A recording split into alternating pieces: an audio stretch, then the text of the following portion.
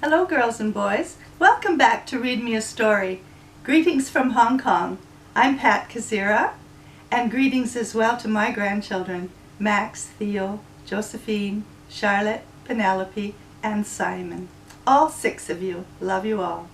Alright girls and boys, I'm going to read you another Curious George story today, that famous little monkey that everybody loves. But first I want you to look at my book. It's for your mums and dads, and it will help them to help you with your work at school. I wrote it. It's my book. I'm the author. So it tells about all the things that I learned in my 50 years of teaching in the classroom. And your moms and dads can get it from amazonbooks.com, and it will be very helpful to them for sure.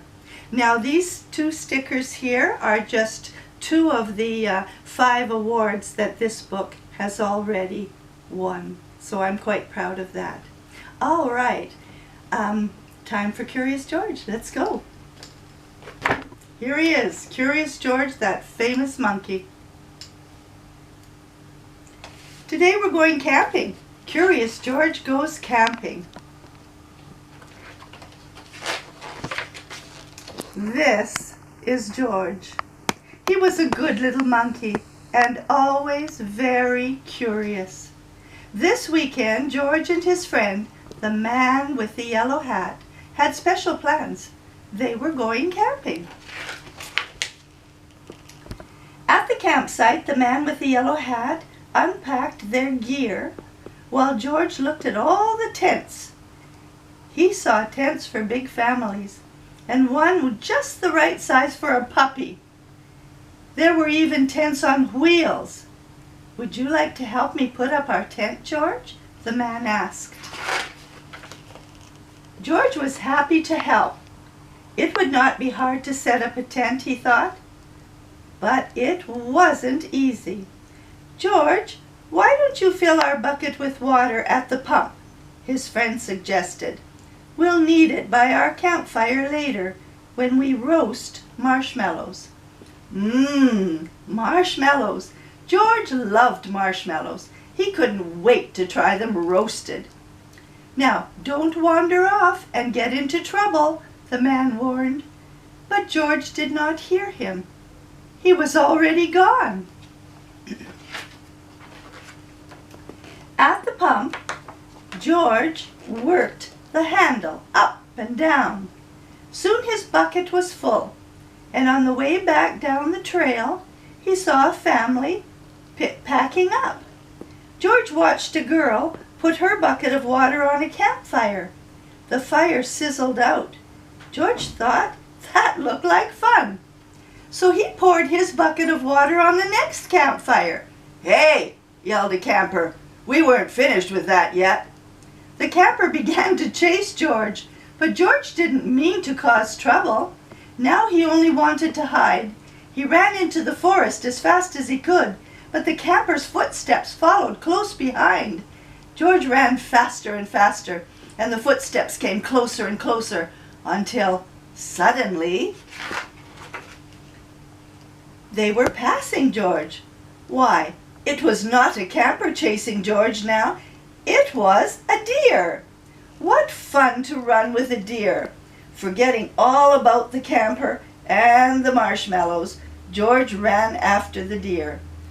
But a little monkey cannot run as fast as a deer in the woods, and before long, George was lost and all alone. He felt tired and stopped to rest. At first he was worried. He was very far from camp. But there were lots of other animals to keep him company. He saw a lizard sunning on a rock, and a squirrel chattering in a tree. And then he saw the tail of a black and white kitty peeking out from under a bush. He was curious. Would the kitty like to play? George gently pulled the kitty out. But it was not a kitty. It was a skunk, and it was scared, and the skunk lifted its tail and sprayed. Phew! The spray smelled awful. The animals tried to get away. George wanted to get away too, but he could not. The smell was all over him. How would he ever get rid of this awful smell, he wondered. Too bad he could not take a bath in the woods. And then George had an idea. He could wash the smell off in the creek. George jumped into the cold water. He splashed and scrubbed, but he was still smelly. And now he was wet too. But what could he do? George thought and thought. If he climbed up a tree to dry off, would the smell blow away? No. Even dry and high up in the tree, George did not smell better. Poor George! He wished he hadn't wandered so far from camp. He wished that he were roasting marshmallows with his friend. Suddenly, George heard footsteps heading toward him. Someone was coming.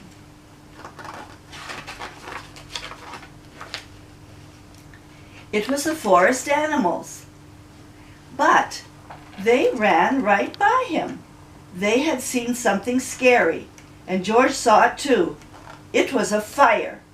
George had gotten into trouble for putting out a fire, but this fire wasn't in the campground. This was an emergency. Quickly, George climbed down the tree, and he grabbed his bucket. He scooped it full of water in the creek. And then, being careful not to spill, he climbed back up and he swung from branch to branch through the trees. When George got close enough to the fire, he reached down and he poured the water on the flames. And out went the fire with a big hiss.